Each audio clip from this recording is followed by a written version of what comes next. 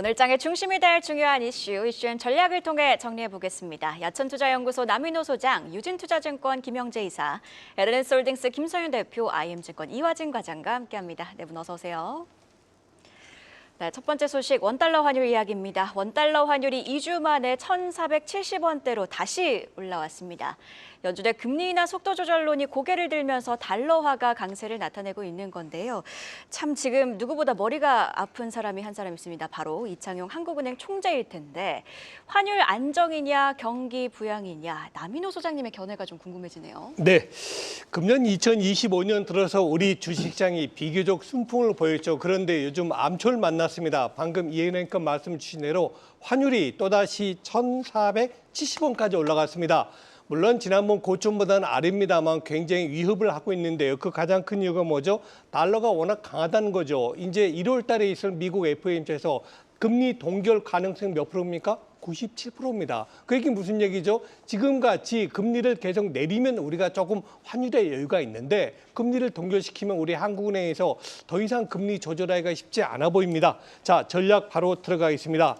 여러분, 한국은행의 존립 목적을 무엇으로 보십니까? 저는 딱 한 가지입니다. 물가 안정. 통화가치 안정, 이게 한국은행의 제1의 존립 가치입니다. 물론 한국은행에서도 우리 대한민국의 경제 발전 등등 여러 가지 있겠지만 경제 발전보다 더 중요하게 생각해야 될 것이 바로 우리나라 원화가치, 통화가치 안정이라는 것을 다시 한번 말씀드립니다. 고로 결론은 이번 목요일이죠. 내일 모레 금융통화위원회에서 저는 금리 동결이냐 금리 인하를 지금 왈가왈부하고 있죠. 조금 경기 소비 진작 위해서는 인하시켜야 된다 의견도 있고 반대로 야 이거 잘못하다가 환율 올라가면 더 위험하잖아 해서 금리 동결 의견도 있습니다. 저 개인적으로는 금리 동결을 조금 좋아하는 편인데 아마 이창용 총재가 조금 더 고심하더라도 현명한 판단 내려주실 걸로 믿습니다. 네, 지금 뭐 환율이 막 뛰어서 해외 나가보면 참 원화 가지고 해외 나가면 서럽습니다. 지금 환율이 워낙 높아가지고 그래서 지금 말씀하신 대로 16일에 열리는 금융통화위원회에서 하는 이창용 총재를 비롯한 금통위원들 고민이 굉장히 클 것 같습니다. 특히 다음 주에 FOMC 예정이 돼 있는데 거의 금리 동결 확정적이기 때문에 더욱 그럴 것 같습니다. 어떻게 결정이 되는지 지켜봐야 될 것 같고요. 자, 다음 소식 보겠습니다. 삼성전자가 자사주 매입 발표 이후 하루에 100만 주 넘는 자사주를 사들이고 있지만 주가 변동은 별로 크지 않습니다. 막 올라야 되는데 그렇지 않죠. 반등할 때도 된 것 같은데 김선영 대표님 어떻게 보고 계십니까? 네, 앵커님 말씀하신 대로 뭐 하루에 100만 주 넘게 자사주 매입을 하고 있습니다. 하지만 잘 아시겠지만 주가 방어 역할 그 이상도 이하도 못하고 있는 그런 상황인 것 같아요. 일단 뭐 어느 정도는 영향을 그래도 좀 버텨주는 영향을 좀 주고 있다고 하는데 일단 문제는 뭐냐면 어제 종가 기준으로 봤을 때 자사주 매입을 시작한 지난 11월 20일 날 종가가 얼마였냐면 55,300원입니다. 근데 어제 종가가 54,100원이죠. 뭐 자사주 매입 시작한 날보다 어제 종가가 낮다는 건 좀 조금 무리가 있다, 부담이 있다라는 부분 체크해 보시면 좋을 것 같습니다. 뭐 이거를 둘러싸고 뭐 증권가에서 다양한 의견 나옵니다. 뭐 어닝 쇼크니 뭐 여러 가지 얘기가 나오고 있는데 뭐 HBM 기술력이 나오고 있는데 제가 봤을 때는 이제 이번에 CES 2025에 갔다 온 후배가 저한테 사진 뭐 몇백 장 보내주고 영상 보내주고 본 거 보니까 삼성전자 기술력 거기 일하고 있는 직원들의 퀄리티 전혀 문제 없습니다. 제가 봤을 때는 왜 HBM 실적이 못 나왔나 더 전으로 가서 지금 딱 이제 삼성전자 제일 필요한 거는 과거에 고 이건희 회장님께서 마누라와 자식 빼고 다 바꾸라고 하셨었던 이제 프랑크푸르트 선언이 있었죠. 거의 제2의 프랑크푸르트 선언 수준의 어떤 이제 개혁이 필요하다라고 생각을 하고 있습니다. 뭐 이게 무슨 말인지 아마 제가 여러 번 말씀드려서 아실 거라 생각을 해요. 지금은 회사의 이런 부분보다는 이런 이제 기술적인 부분보다는 이제 그런 어떤 인적 구조조정이 다시 한번 이루어져야 되지 않을까라 판단되고 있고요. 뭐 제가 여러 번 말씀드렸는데 삼성한테 제일 필요한 조언을 딱 하신 분 얘기 한 번 더 하고 마무리하겠습니다. 뭐 리사수 CEO가 이런 얘기했죠. 나는 절대 MIT 출신이 하버드 MBA 밑에서 우리 회사에서 일하는 일은 없도록 할 것이다라는 그런 내용. 즉 IT 회사의 대표는 IT 전문 출신이 되어야 되고 그리고 이제 인사 회계하는 분 또 각자에 맞춰서 해야 되기 때문에 지금 삼성전자 제일 필요한 거 그거 이상도 이하도 아니다라고 말씀드리겠습니다. 네, 국내 투자자 모두가 기다리는 삼성전자의 반등을 위해 내부 경쟁력 강화가 우선되길 기다려보도록 하겠습니다. 다음 소식입니다. 미국 LA에서 발생한 대규모 산불이 일주일째 이어지고 있는 가운데 재복구 과정에서 수혜가 기대되는 종목들이 줄줄이 상한가에 안착을 했습니다. 자, 그런데 우리나라 기업들이 직접 수혜를 받을 수 있을지는 사실 의문인 상황인데요. 요하진 과장님, 관련주들 어떻게 접근해야 될까요? 사실 뭐 직접적으로 수혜받는 섹터도 있고 사실 뭐 일반적으로 그 소방 관련이나 이제 간접적으로 이제 좀 테마적인 흐름도 있는 것 같습니다. 물론 이제 이번 LA 산불로 인해서 총 피해액이 대략 200조가 넘어가는 상황이고 일단 보험 이제 관련 이제 수수료만 해서 한 20조가 좀 넘는 좀 상황이죠. 물론 이제 지금 이제 2023년도에 캐나다 동부 쪽에서도 실제로 큰 산불이 나왔습니다. 그 당시에 대략 한 6월쯤에 이제 산불이 났었는데 물론 이제 캐나다 동부 쪽에 대기질이 악화가 되게 되면서 물론 우리나라 이제 위닉스 같은 경우는 그 당시에 그 한 주간 판매량이 전년 대비해서 2배 이상의 판매額을 올렸습니다. 실제로 그러면서 연간 판매량 자체가 성장률이 25%까지 이제 올라가는 모습을 일단 보였었기 때문에 물론 당시에도 단기적인 테마적인 흐름으로 주가는 강하게 흐름이 나왔었지만은 결국에는 산불이 어느 정도 진화되는 과정에 의하면은 그 이후에 또 주가는 다시 빠질 수 있다는 점을 좀 유의할 필요는 있을 것 같습니다. 물론 이제 최근에 전진고속 로봇과 같이 이제 콘크리트 이제 펌프카 만드는 회사는 특히 북미 쪽에 이제 바이든 행정부에서 이제 인프라 법안이 통과되게 되면서 본격적인 이제 건설 쪽에 대한 투입이 되면서 실적이 빠르게 좀 올라가는 측면이 있습니다. 물론 이제 LA 산불 이후에 이제 전력 설비 과정이나 아니면은 이런 재건 과정에서 이제 펌프카 이슈들이나 재룡전기와 같은 어제 조금 급등했던 전력 설비주들은 추후에 충분히 좀 수혜를 받을 수 있다고 좀 보이고 있고 그런 측면에서는 충분히 직접적인 수혜는 받을 수는 있지만은 물론 최근에 워낙 이제 급등했던 측면에서는 충분히 부담이 될 수는 있다고 생각하고 있습니다. 워낙 이제 이번 LA 산불 이슈가 계속 장기화되는 과정이 있고 지난 2020년 호주 산불 사태도 있고 23년 캐나다 산불 사태가 있긴 하겠지만은 일단 LA 관련 이슈들은 물론 최근에 뉴섬 주지사가 여러 일단 폭리에 대한 이슈들을 다 이제 재건을 막는 방안을 1년 동안 연장을 한 행정명령을 어느 정도 했던 상황이기 때문에 그런 부분에 대해서는 충분히 이제 테마적인 부분은 좀 조심할 필요는 있다 말씀을 드리겠습니다.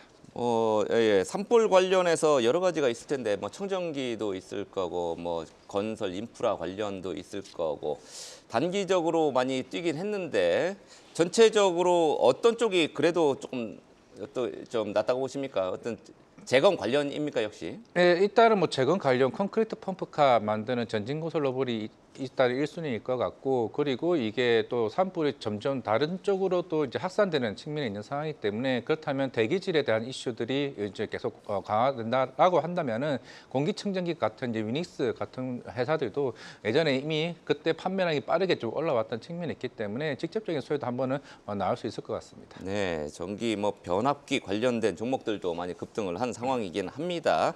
2023년 캐나다 동부 산불 제가 뭐 그때 차를 갖고 지나가고 있었는데 우리 상상을 초월할 정도로 규모가 큽니다. 미국의 북부 지역까지도 아주 한치 앞을 보기 힘들 정도로 그 아주 대기질이 오염되고 그 상황을 봤었는데 LA 산불 더 번지는 거를 걱정해야 될 정도로 안타까운 지금 상황입니다. 뭐 우리 투자도 투자지만 인명과 재산 피해가 늘어나고 있는데 한시라도 빨리 불길이 잡히기를 진심으로 바라겠습니다. 다음 소식으로 넘어가 보겠습니다. 2월, 5월, 8월, 11월에는 MSCI 지수 리밸런싱이 있습니다. 2월 지수 변경일까지 한 달 남은 시점. 편출 예상 종목과 편입 예상 종목 선별해 보겠습니다. 김영재 이사님. 네, 말씀하신 대로 MSCI는 연간 4차례 리뷰를 통해서 지수 구성 종목을 지금 조정하는데요. 약 한 달 뒤에 이게 2월 10일 날 2월 리뷰 결과가 발표되고 변경된 지수 발효는 3월 4일 그리고 실제 편출입이 진행되는 리밸런싱은 2월 말 종가로 진행되게 됩니다. 편출입 기준은 이제 시가총액 기준과 이제 대주주집을 제외한 실질적인 유동 시가총액을 두 가지를 복합적으로 사용하는데 1월 20일부터 1월 31일간 기간 중에 기준일 하루를 정해서 선정을 해서 평가하게 됩니다. 증권가에서는 일단 편입 기준 시가총액을 6조 2천억 원에서 한 6조 7천억 사이로 지금 예상하고 있는데 거론되고 있는 편입 후보 종목으로는 삼양식품, HD 현대미포, LG 넥스원 그리고 두산 등이 있고요. 편출 후보 종목으로는 롯데케미칼, 금호석유, 엔캠, LNF, 포스코 DX, 에코프로 머티 등이 있는데 증권사에 따라서는 SK 바이오사이언스와 넷마블, LG화학 우선주를 편출 후보로 꼽는 것도 있었습니다.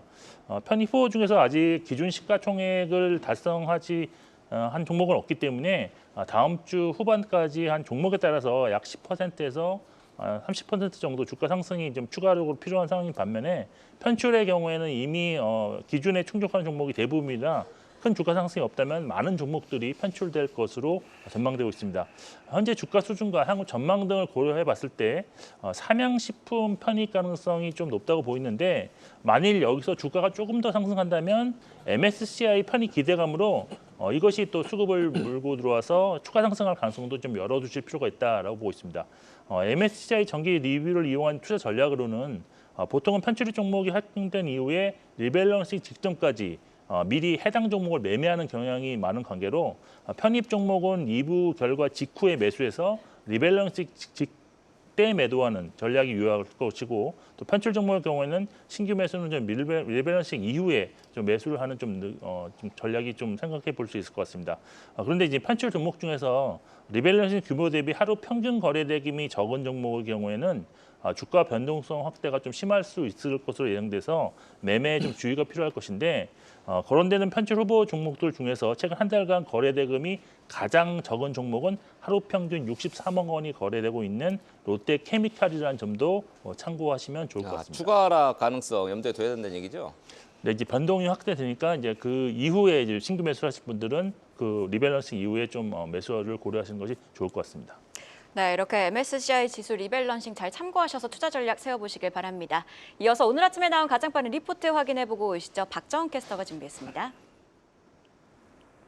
네, 오늘 아침에 나온 리포트 확인해보는 가장 빠른 리포트앤 공시 시간입니다. 날이 추운지 아침 출근길에 살얼음이 끼어 있더라고요.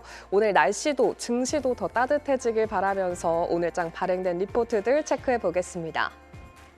4분기 어닝 시즌을 앞두고 증권가들이 부지런히 리포트 발행하고 있습니다. 오늘 상향 의견으로는 한화 에어로스페이스와 KT, S-오일에 대한 의견 나왔고요. 하향 의견으로는 포스코홀딩스와 한국콜마에 대한 의견 제시된 가운데 최근 에스파를 잇는 차기 걸그룹 탄생을 예고한 SM에 대해 96,000원의 목표가 유지됐습니다. 그럼 이어서 다음 장을 함께 살펴보시죠. 네, 한화 에어로스페이스입니다. 목표가가 53만 원으로 상향된 모습이고요. 한국투자증권은 4분기 영업이익이 컨센서스를 13.1% 상회할 거라며 지상 방산을 중심으로 영업이익 성장세가 지속될 거라고 전망했습니다. 그리고 넓은 지역을 커버하는 수출 파이프라인을 주목해 볼 만하다면서 한화 에어로스페이스의 올해 매출액 11조 3,065억 원 내다봤고요. 그리고 영업이익은 1조 5,237억 원으로 소폭 성장할 것으로 내다본 점 특징적이었습니다.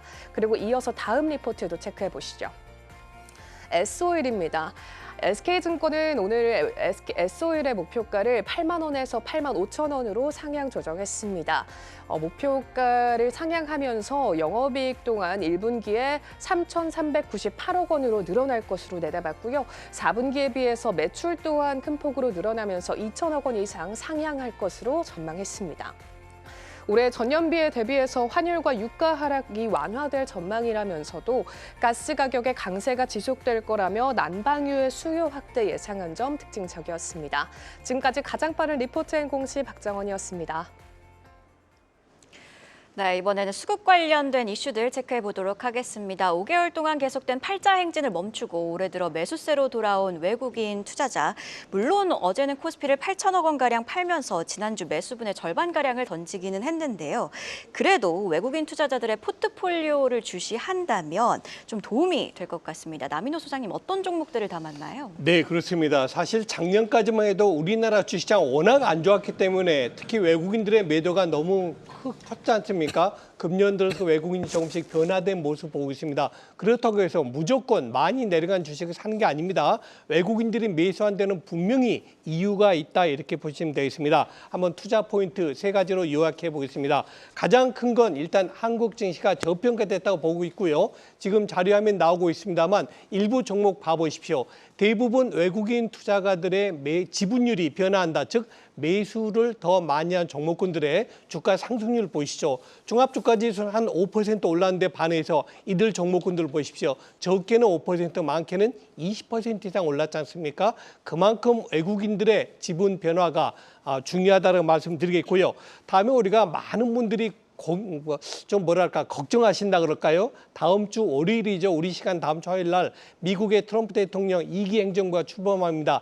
저는 이렇게 생각합니다. 트럼프 대통령 절대 머리에 뿔 달리는 그런 지도자 아닙니다. 이미 그분은 미국을 4년 동안 통치를 해온 분이고 또 아마 굉장히 기업을 경영해 보신 분이기 때문에 매우 합리적 결정을 내릴 것이다. 이 뜻 뭡니까? 자기가 필요한 건요. 어떻게 해서든지 얻어갑니다. 그 대표가 뭐죠? 한국의 조선업 아닙니까? 이미 사양 산업에 들어간 미국 시장에서 더 이상 조선업을 할 수 없기 때문에 가장 전략적으로 우군인 우리 한국에게 SOS를 청한 거 아닙니까?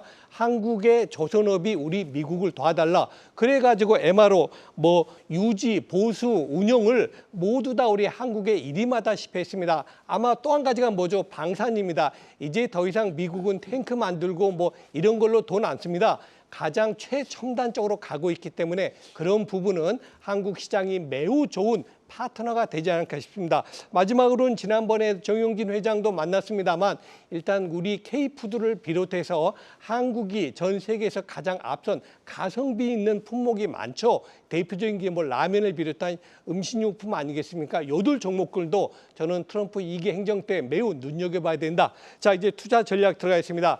저는 요즘 관심 있는 업종이 4가지겠습니다. 1번 반도체, 2번 자동차, 3번 조선, 4번 방산입니다. 이들 4개 업종은 금년 상반기까지는 여전히 실적이 좋게 나올 걸로 기대가 되는 업종이죠. 우리 시청자 여러분들도 이들 종목군들 잘 편입하셔가지고 정말 제가 또 요 말씀만 드리겠습니다. 저는 금년에 우리 한국의 주식시장은 메달권에 들어간다. 세계 1등, 2등, 3등에 들어가거나 혹은 그게 안 되면 최소한도 미국 주식시장보다는 한국 코스피 상승률이 좋아질 것이다. 다시 한번 이거를 강조드리겠습니다. 믿습니다. 국내 증시의 큰손, 외국인이 주목하고 있는 트럼프 신행정부의 수혜업 중에 관심을 가져올 필요가 있다. 이런 조언까지 들어봤습니다. 이번에는 분위기를 바꿔서 게임주 얘기입니다. 아픈 손가락인 NC소프트 살펴보도록 하겠습니다. 코로나 시기에 100만 원까지 주당 100만 원까지 올랐다가 최근에 18만 원대로 주저앉았죠. NC소프트 주가. 간만에 보신 분들 액면 분할했구나 이렇게 생각하실 텐데 그냥 주가 떨어진 겁니다. 반등의 열쇠는 어디에 있는지 김선영 대표한테 들어보겠습니다.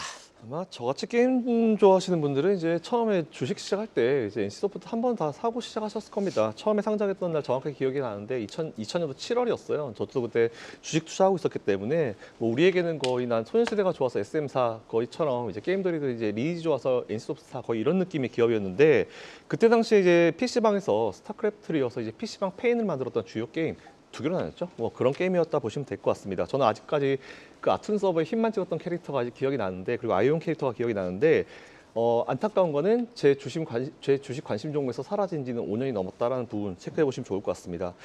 제가 생각하는 그만큼 이제 NC소프트를 오래 봐온 제가 생각하는 NC소프트의 현재로서의 가장 큰 문제가 뭐냐면 이 리니지라는 게임이 여러분 처음 기억나실지 모르겠는데 98년도에 처음 시작했어요. 근데 그때 당시에 리니지의 별명이 뭐였냐면 렉리니지였습니다. 렉이 굉장히 심했고요. 너무 끊겨가지고 이제 너무 서비스가 어렵다라고 할 정도로 이제 되게 그때는 어려웠었던 시기가 있었었는데 여전히 NC소프트는 그때 이후에 리니지에서 벗어나지 못하고 있습니다. 좀 있으면 보니까 이제 리니지가 벌써 30주년이 되더라고요. 그러니까 우리가 보통 이제 그 사장님, 택진 사장님을 보통 우리가 택진 형이라 부르는데 이건 진짜 아닌 것 같습니다. 30주년 좋은 그냥 기념할 만한 일이긴 하지만 그 이후에 뭔가 그 서포트를 해줄 만한 게임이 없다는 부분 좀 문제가 좀 있는 것 같고요. 거의 저는 이제 리니지 시리즈와 함께 이제 웹젠의 뮤도 아시지만 거의 20, 30년 동안 계속 해먹고 있는 그런 게임이지 않습니까? 그래서 스타 게임이 추가적으로 나오지 않고 있다는 부분이 좀 아쉬운 부분인 것 같습니다. 물론 NC소프트 모바일로 잘 넘겼죠. 그래서 저도 사실 모바일 게임에 현질을 좀 했습니다. 우리 와이프 보면 안 될 것 같은데 모바일 게임 좀 하면서 NC소프트 실적에 좀 도움이 많이 되려고 노력은 했는데 그때 당시 호실적을 배경으로 이제 104만 원까지 찍었던 주가가 방금 앵커님 말씀하신 대로 액면보다는 거 아닙니다. 주가가 쭉 밀려가지고 거의 뭐 82.7%나 밀리고 18만 1,200원에 마무리가 됐는데 오랜만에 그래서 제가 재무제표를 좀 뜯어봤어요. 그랬더니 작년 3분기 기준으로 매출에서 보니까 리니지 M, 리니지 2M, 리니지 W가 차지하는 매출 비중이 전체 61%입니다. 거기다가 온라인이 22% 정도였는데 이거 뻔하거든요. 리니지랑 리니지 2예요. 그러면 이제 리니지 관련된 매출이 83%라는 간단한 어떤 계산이 나오는데 리니지 30주년 몇 년 있으면 되긴 되는데요. 어쨌든 이거는 좋은 일이 아닌 것 같습니다. 어쨌든 신작에 대한 중요성이 앞으로 더 강조가 될 것 같으니까 신작에 대해서 조금 더 신경 써주시고 제발 스타 게임이 추가적으로 나오길 개인적으로 바라고 있습니다. 주가 반등 기대하기는 지금으로서는 조금 시기상조인가요? 어렵습니다. 네. 그리고 김소연 대표님께서 저번에 게임주 이야기하실 때 되게 단호하게 탑픽은 없다라고 이야기를 하셨는데 그 의견에는 변화가 좀 있을까요? 네, 저는 게임주 제가 개인적으로 관심이 전혀 없기 때문에 지금 여러분께 사실 게임주 이거 40조라고 말한 것 자체가 좀 저는 비양심적이다 생각해가지고 오늘도 탑픽은 없습니다. 네, 한때 게임 대장주로 군림하던 NC소프트 리니지를 넘어선 신작 흥행에 사활을 걸어야 할 시점인 것으로 보이네요. 자, 이번에는 오늘장 섹터 전략 이어가도록 하겠습니다. 이화진 과장님께서 제약바이오주 가지고 오셨는데요. JP모간 헬스케어 컨퍼런스 오늘 개막을 했습니다. 주목해볼 투자 포인트 한번 짚어볼까요? 네, 물론 이제 첫날에 이제 세 개의 이제 대형 계약건이 있었습니다. 물론 존슨앤존슨도 이제 대략 한 146억 달러 인수를 했고, 그리고 일랄리랑 그리고 이제 GSK가 이제 인수가 있었습니다. 물론 그 중에 어제 이제 리제네론 이제 아일리아 관련 이제 어느 정도 매출에 대한 부진을 얘기를 해왔고, 그만큼 이제 올해 이제 특허가 작년에 만료가 되면서 올해는 이제 아일리아 관련된 바이오 시밀러 업체들이 본격적으로 이제 매출에 대한 개선세가 좀 나오지 않을까 싶습니다. 대표적으로 우리나라 이제 바이오 시밀러도 있겠지만 전 세계적으로 매출 1조 이상 내는 회사들이 암젠, 산도즈 그리고 삼성 바이오로스와 셀트리온입니다. 그리고 이제 작년에 우리나라 바이오 시밀러가 이제 FDA 승인한 이제 국가 중에서 일단 1위입니다. 5개가 바이오 시밀러 등록이 됐고 2위가 이제 미국인데 그만큼 올해는 제가 봤을 때는 바이오 시밀러 업체들에 대한 관심이 굉장히 클 걸로 보이고 있습니다. 그 중에 이제 스텔라라 바이오 시밀러가 있고 아일리아 시밀러, 뭐 히미라 바이오 시밀러도 최근에 셀트리온이 이제 그만큼 이제 바이오 시밀러 쪽에 대한 FDA 승인이 나왔기 때문에 그만큼 실적에 대한 가능이 굉장히 클 걸로 보이고 있는데 그만큼 기존에 이제 신약을 가지고 있는 업체들 같은 경우가 대부분 이제 물질 특허가 만료가 되게 되면서 이제 본격적인 바이오 시밀러 전쟁이 좀 일어나지 않을까 생각을 하고 있습니다. 물론 이제 키트루다 같은 경우도 2027년, 28년부터 특허가 만료가 되기 때문에 그만큼 이제 그동안 매출 물론 이제 바이오 시밀러 업체가 전체적으로 글로벌 한 60개 정도 회사가 됩니다. 하지만 대표적인 회사들이 이 4개 회사들이기 때문에 특히 삼성 바이오에피스가 작년에 3개의 바이오 시밀러가 등록이 됐고 셀트리온도 뭐 침펜테라가 이제 재작년이었죠. 재작년에 이제 FDA 승인을 받았기 때문에 실제로 셀트리온만 올해 이제 바이오 시밀러만으로 5조에 대한 이제 가이던스가 있는 상황입니다. 워낙 이제 작년에 주가가 못 올라가긴 했지만은 이번 만약에 JP모건 헬스케어에서 서정진 회장이 여기와 관련된 신약 개발 파이프라인 그리고 ADC, CDMO 새로운 이제 신사업 개발이 점차 박차가 가해지고 있고 여기서 바이오 시밀러만 뒷받침된다라고 하게 되면은 물론 올해도 바이오가 충분히 주도 섹터로 갈 수는 있겠지만은 물론 작년에 바이오 플랫폼 좋지만은 올해도 이제 바이오 시밀러 쪽에 대한 관심도 충분히 가지면 되지 않을까 생각하고 있습니다. 네, 삼성 바이오로직스를 언급해 주셨는데요. 마침 또 공시 하나가 나왔습니다. 삼성 바이오로직스가 유럽 제약사와 2조 원대 공급 계약을 체결했습니다. 구체적으로 공급 계약 규모는 2조 747억 원이고요. 최근 매출액 대비 56% 규모로 역대 최대 규모라는 점 함께 체크해 보시면 좋을 것 같습니다. 네, 삼성바이오가 작년에 이어서 연초부터 또 좋은 소식들을 계속 들려주시네요. 자, 마지막으로 김영재 이사와 함께 오늘 개장전 체크 포인트 정리해 보겠습니다.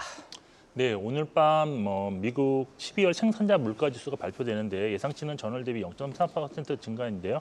15일에 있을 12월 소비자 물가 지수 발표를 앞두고 물가 지수 트렌드를 미리 확인할 수 있는 기회를 제공한 동시에 예상치보다 낮은 수치를 발표한다면 증시 반등의 트리거로도 작용할 수 있다는 점을 가지고 관심을 가지고 지켜보셔야 될 것 같습니다. 그리고 미국 바이든 행정부가 러시아 원유에 대한 전면적 제재를 나서면서 국제유가가 최근 4개월 내 최고치를 기록했는데요. 브렌트유, WTI 모두 1% 중후반 상승을 마감했습니다. 러시아에 대한 제재로 인해서 그동안 우회적으로 값싼 러시아산 원유를 수입했던 인도, 중국이 중동과 미주 지역에서 원유를 조달할 것이라는 기대감이 작용했는데 국내 정유사에게는 긍정적으로 작용할 것 같고 유틸리티사에는 좀 부정적이지 않을까라고 보고 있습니다. 시간의 특징주로는 LA 산불 관련 테마와 유리기판 종목들이 상승했는데 덕신 EPC가 상한가, SOI 29 산업이 4%대, 그리고 유리기판에서는 한빛레이저, 필옵틱스, SKC 등이 상승해서 정규 시장에서도 좋은 흐름이 이어질 수 있을 것으로 보고 있습니다. 네, 이슈엔 전략 네 분의 전문가와 함께 개장 전 꼭 확인해야 할 뉴스들 체크하고 전략까지 세워봤습니다. 고맙습니다. 계속해서 다양한 경제 이슈를 알고 싶다면 구독과 좋아요, 알림 설정 부탁드립니다. AI 캐스터 권미정이었습니다.